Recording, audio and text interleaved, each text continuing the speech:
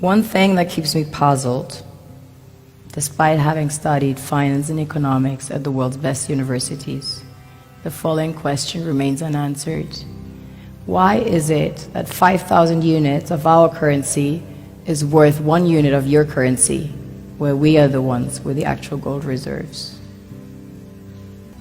It's quite evident that the aid is in fact not coming from the West to Africa, but from Africa to the Western world. The Western world depends on Africa in every possible way, since alternative resources are scarce out here. So how does the West ensure that the free aid keeps coming?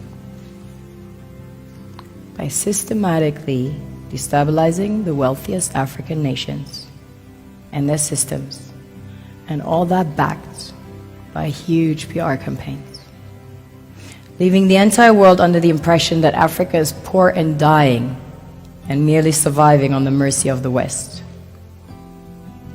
Well done, Oxfam, UNICEF, Red Cross, Life Aid, and all the other organizations that continuously run multi-million-dollar advertisement campaigns depicting charity porn to sustain that image of Africa globally. Ad campaigns paid for by innocent people under the impression to help with their donations. While one hand gives under the flashing lights of cameras, the other takes in the shadows.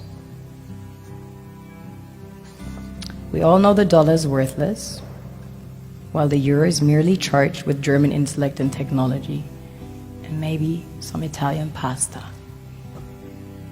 How can one expect donations from nations that have so little? It's super sweet of you to come with your colored paper in exchange for our gold and diamonds. But instead, you should come empty-handed, filled with integrity and honor. We want to share with you our wealth and invite you to share with us. The perception is that a healthy and thriving Africa would not disperse its resources as freely and cheaply, which is logical. Of course, it would instead sell its resources at world market prices, which in turn would destabilize and weaken Western economies, established on the post-colonial free meal system. Last year, the IMF reports that 6 out of 10 of the world's fastest growing economies are in Africa, measured by their GDP growth. The French Treasury, for example, is receiving about $500 billion